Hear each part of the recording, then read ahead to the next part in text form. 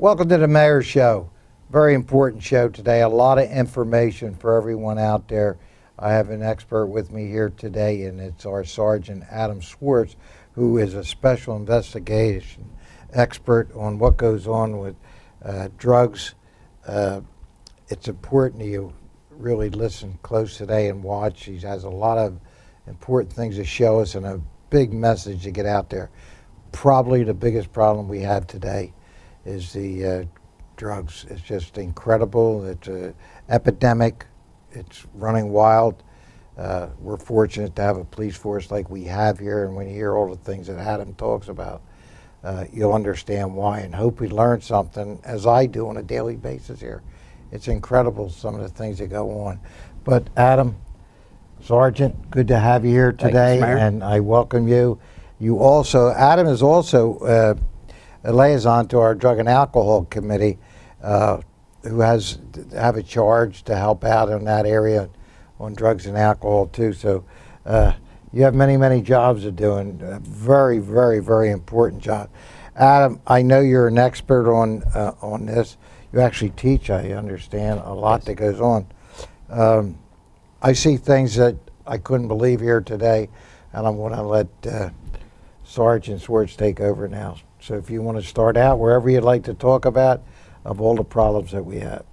Okay, well, our community is very much similar to every other community in the general area, and as you know, we have a major opiate epidemic in our area. But when I mean our area, I mean the tri-state area. There's various reasons for that. Some of it is over prescribing physicians. Others are just because of the close proximity we are to Philadelphia. And Philadelphia has some of the highest grade heroin, I mean some of the purest heroin, and also some of the cheapest. And for the residents of Bensalem, I'm sure most people know that Kensington Avenue is only about 20 minutes away from us. And that is pretty much the hub of the heroin distribution in this general area. So it's a lot of people start off drugs, whether it be prescription drug abuse from an actual physician prescribing it from car accident or back pain or something of that nature at post-surgery, and then they're on it for a very short amount of time, and it doesn't take long to get physically addicted to the substance. And so what happens is the doctors eventually cut them off, and they don't get their prescription, and you become an opiate user becomes deathly sick, awful. I can't even describe the feeling that these people get. So rather than get sick, they will just go to 20 minutes away, drive down to the city, and they'll buy a $10 bag of heroin, which is pretty much the equivalent of using a prescription oxycodone painkiller. And then lo and behold, they progress and progress, and they continue. Sergeant, does it act the opposite? If somebody's on heroin, do they go to the opioid too? Does that help them instead of heroin, or does it go from the opioid to heroin? Usually, well, heroin is an opioid. So basically what happens is most people, I shouldn't say most, I would say probably the people that I interview, and I pretty much ask everybody where they got started, how they did it. I would say about 60% are actual people that it started on opioids, meaning painkillers, whether it be for recreational use or pharmaceutical, prescribed. But what happens is then they stop getting it. So then they graduate to heroin because it's cheaper, and they could get it much easily. They have much more easy access to heroin as opposed to someone selling prescription pills. So I would say about 60% are start out through the prescription way, abuse, and then the 40% just said, oh, well, I just met the wrong person. My boyfriend or my girlfriend, asked me to try it one day, and I did, and that blows me away because everybody knows it's all over the entire news across the country for the last, at least 5 years, like repeatedly, daily. You could see an article about an overdose or some type of drug abuse, or program that's coming out, and how it's affecting the entire country. So those people will start, and like I said, oh, well, I wasn't good. I don't like needles, so I wasn't going to start shooting heroin because I'm not a junkie, so I just snorted it. I just wanted to see what it felt like. And then what happens is that they constantly are chasing that high. And then basically what happens is that they don't get high anymore. They just take that to stop getting sick, the withdrawal symptoms. So then they start to shoot heroin. And then they progress how many bags a day they use. So it's been my experience, I would say probably about 60-40 split to answer your question. Yeah. I know you have a display here today, which I'm anxious to look at myself, and how these things happen. Why don't you go through some of this stuff and explain to everybody out there. This is earth-shattering to me. I can't imagine. And it's not getting any better, guys. When I say that, I'm not putting police down for not doing their job. I'm just saying that it's so available, and we only have so much policemen that can do their job, and our guys do it here. And I know you work very heavily on this, and I kudos to you and your department. You do a fabulous job. But why don't you show us, Sergeant? Okay, so I'll start off with some of the opioid, just so people have an idea, a general understanding of what to look for if their family members are using, because it's important to know some of the signs and the paraphernalia associated with it, so they can recognize that there's an issue. So, well, the most common bags that we see of heroin, these are empties, new bags from a drug dealer. But what happens is these little clear wax paper bags, if you try to put it up behind something white, right here, they're just wax paper. They're usually blue, but we do see other colors. They're typically folded in thirds, very similar to that, and they're packaged inside of a clear bag. Oftentimes they're heat sealed. And each one of these contains roughly, in our area, jurisdictional area, it has 0.03 grams of heroin. Okay, so that's a very, very small dosage unit. So each bag is considered a dosage unit. And what would they pay for that? In our area, it goes for $10 a bag. For that? For one bag of heroin, one dosage unit.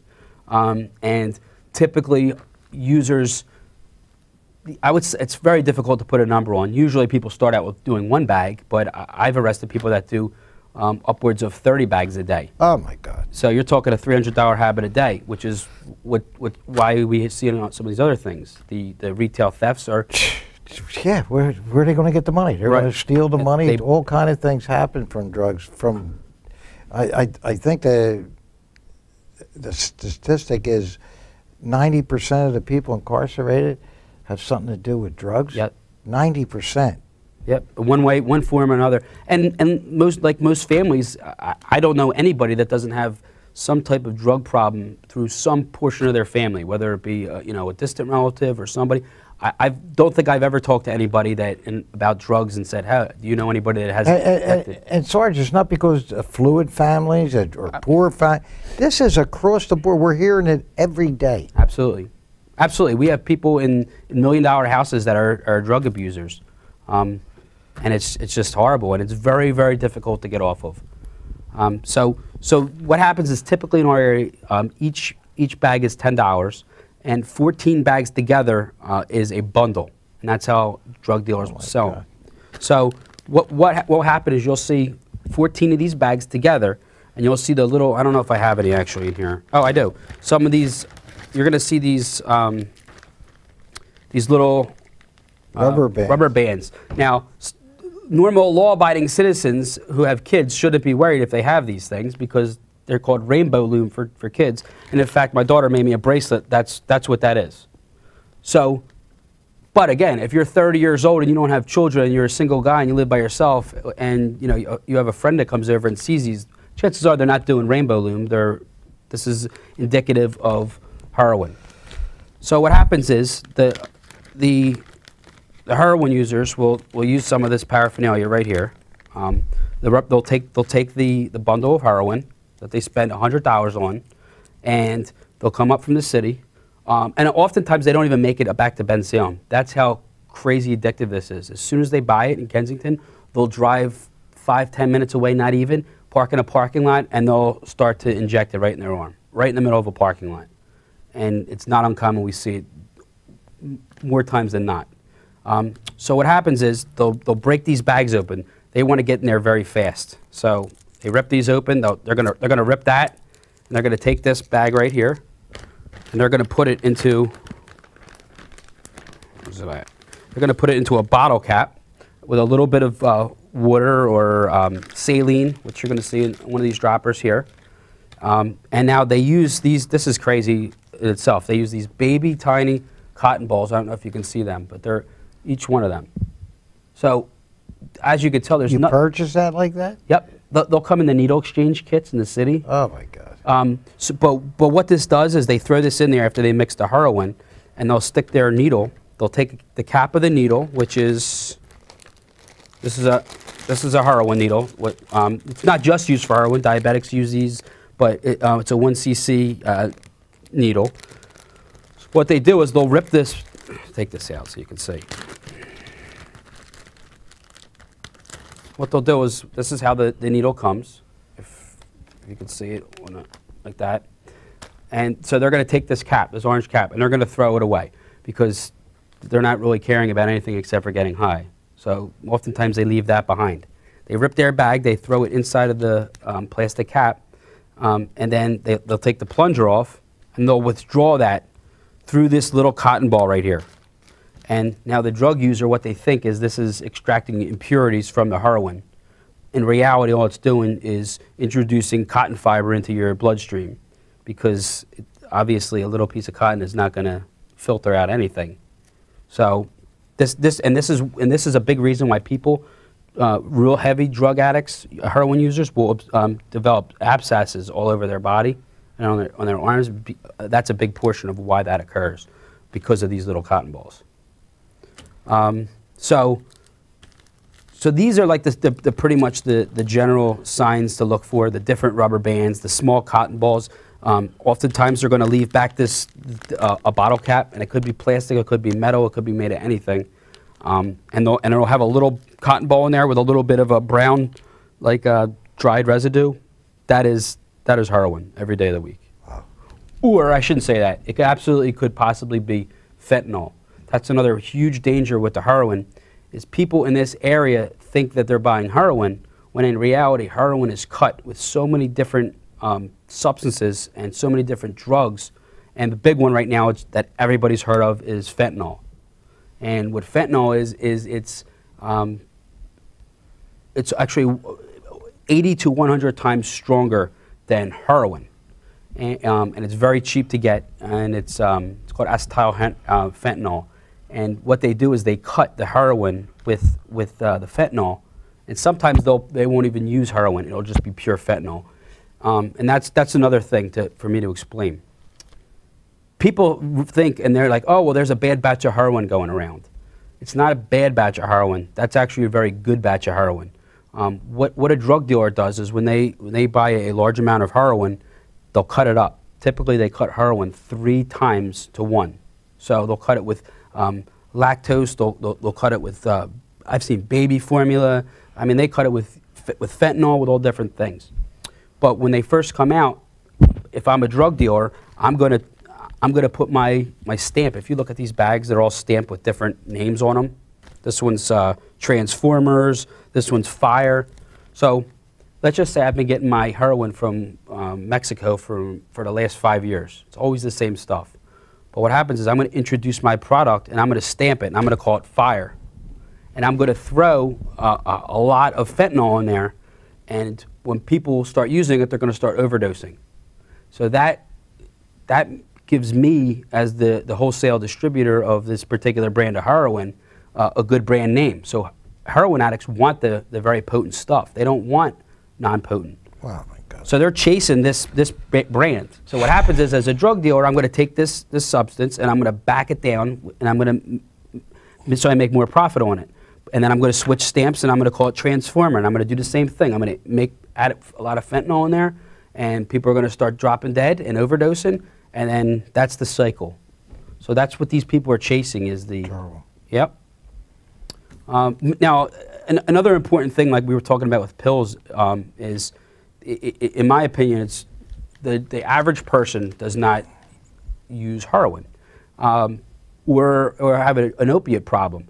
However, it's just becoming so advanced in our area that everybody's using it. I think it's super important for the general public to realize that when you're prescribed any type of narcotic, whether it be Vicodin from your dentist for a root canal, all the way up to something from post-surgery to oxycodone or Demerol or Dilaudid, any of these different high-potent narcotics, if you have them and you're going to keep them in your house, it's imperative that you lock them up because it's very, very common for people to just leave them in their medicine cabinet. And you know, what's the big deal about that? Oh, well, my grandkids aren't going to, or my kids aren't going to use it. They're not drug addicts.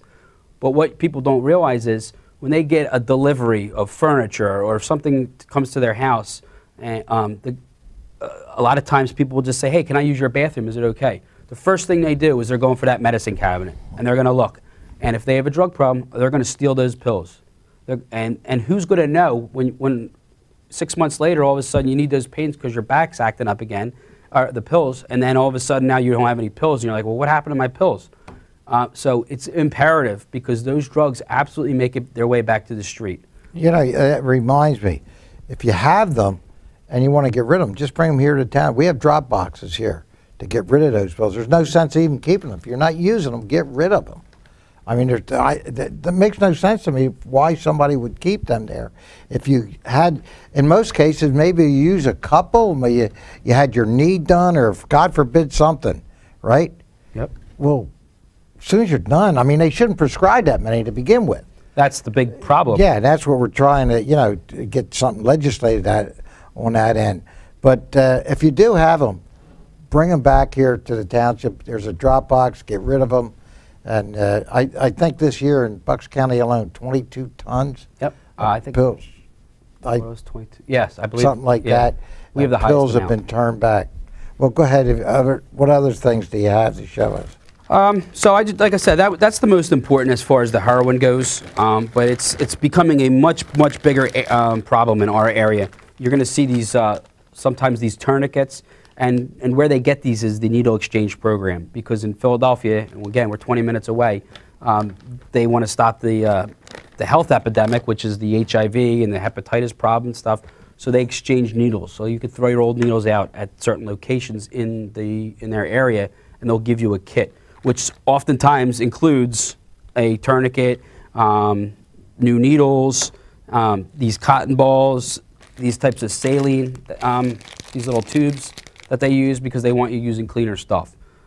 So they're just different things to look at if you suspect a friend or family member might be utilizing them. Another substance that we see, and unfortunately it's abused as well, is Suboxone. And what this is a sublingular strip that you put on your tongue and you absorb it. And this is actually, ironically, to treat opioid addiction. It's to take the side effects away of the withdrawal, so people can come down off of it slowly, as opposed to going through cold turkey and being very sick.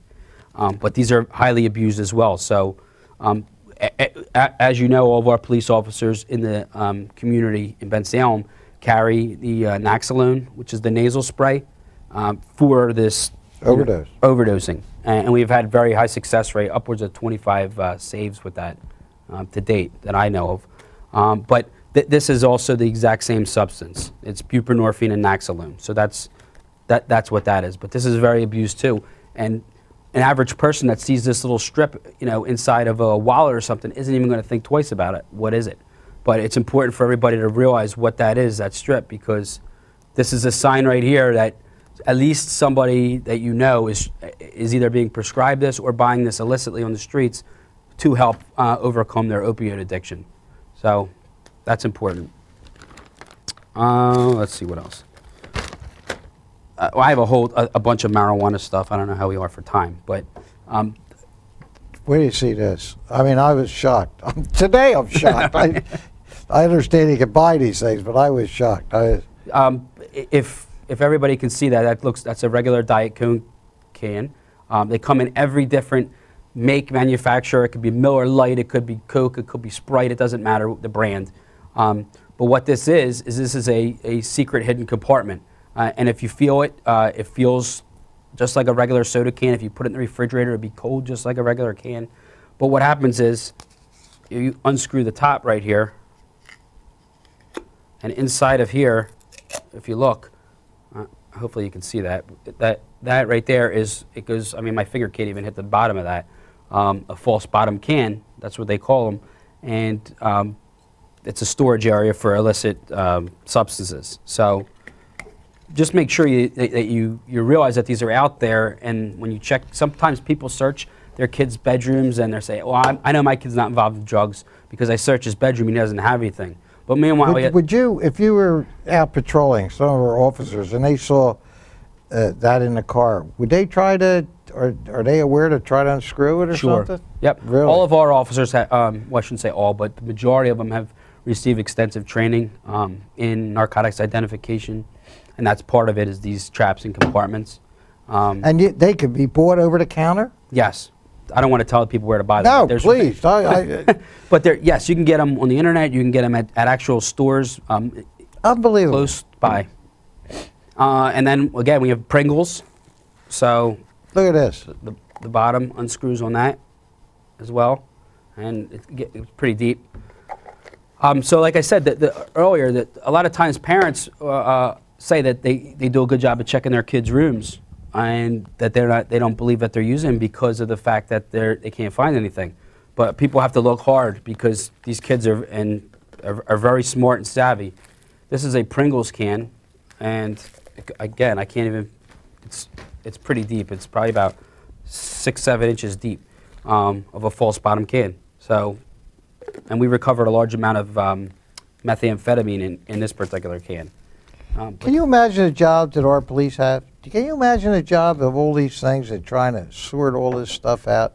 We have these crazy nuts out there selling this stuff, and it boggles the mind. You know, I've been here 20 some years, and it doesn't get any easier watching what's going on. It really doesn't. I mean, it seems like they stay ahead of, you know, every time you get to someplace, something else comes up. It's very true. And now they have these, the bath salts, which people have heard about on the news, and the synthetic marijuana, they call it. It's actually synthetic cannabinoid, and that's very dangerous as well. And as soon as we say synthetic, it's made out of something. It is. It's the synthetic cannabinoids are, they call it K2 or Spice, which is what most people know it as. That's just a brand name, just like bath salts is just a general term for the synthetic cathinones. But what happens is these substances are very, very dangerous. They get them from they come in from other countries, and what happens is that they get distributed very, very cheaply into this country, and then they'll take the substance and they'll take it and they'll spray it on different type of vegetable matter, whether it be tea leaves, it could be parsley, it could be oregano. So it mimics the look of regular marijuana, but unfortunately the properties in that is nothing like regular marijuana, and it's not regulated. See, marijuana, how it grows is it's a plant, so it's distributed, the THC, throughout the whole course of the plant.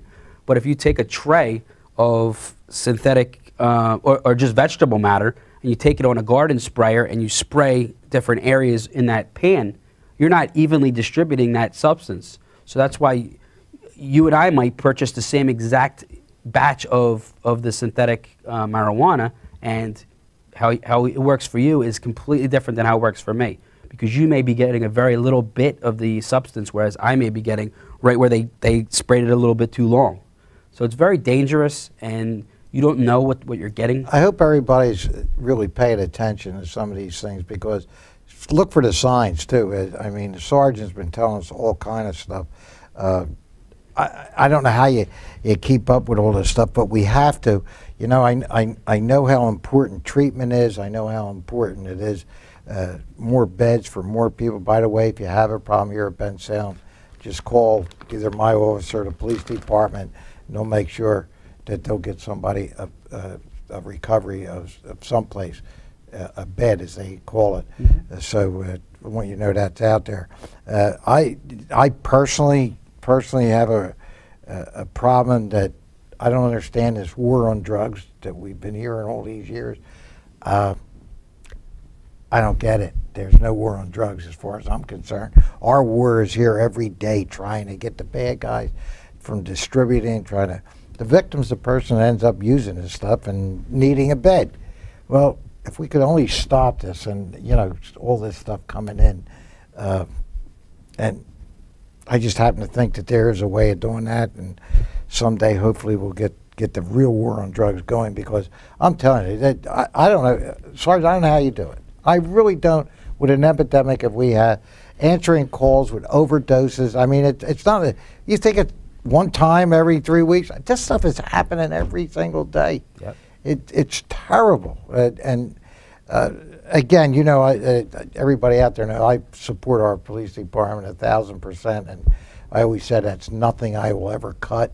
The safety and welfare of this community comes first and foremost, and our men and women down there, and Adam knows this, they do an incredible job for us here in Bensalem.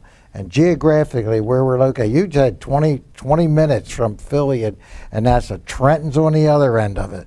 You've got 95 with 2 exits. You've got the turnpike coming through. You got 2 rail lines. And so we're not just patrolling Bensalem here trying to, we have to make sure that drugs, we catch the bad guys coming in and out of this community. So I commend you so much on what you do, and you're an expert on this, and it's a shame I had to even see this stuff, because I didn't know how this stuff. I'm telling you the truth, and a lot of people don't. A lot of senior, they watch this show. You have to be shocked. Just look at those cans, how it's incredible. I mean, I would today now. I'm going to be suspicious of it when you see somebody carrying it. I mean, a kid could carry this to school, right? Yep. I mean, absolutely. Look. Or soda, I guess. They carry it into school with them. It's amazing. And to think that they allow these to be sold. Think about that. They can buy these. They don't make it. They go and they buy the darn thing. So, you know, we got laws on everything, but I don't know. Sergeant, we're going to have to do another show. There's so much more to talk about, and I know. Agreed. And the great job you're doing. I appreciate it. Thank you. He works heavily, as I said, with our Drug and Alcohol Committee, who are getting very active. Yes. We're getting new members. They're energetic. They want to, and they're doing a great job for us. So Frank Schilling, he's now the president of it, and he's got great members there. I don't want to start naming names because they're all together doing a great job. Agreed. Continued success for us here in Bensalem. Sergeant, thank you. Thank you. So I mean that sincerely for all you do, and look how much he has to know, you know, and teaching the rest of our officers. So I don't know what to say anymore about the drug situation. We'll be on top of it here, but we need your help. We need your help out there. Look for the signs. Get rid of any drugs that you have in the cabinet you're not using. Bring them here. There's a drop box right here, and we're going to continue this. We'll do another show because there's a lot of other things we want to show you. Until next time, everybody, God bless.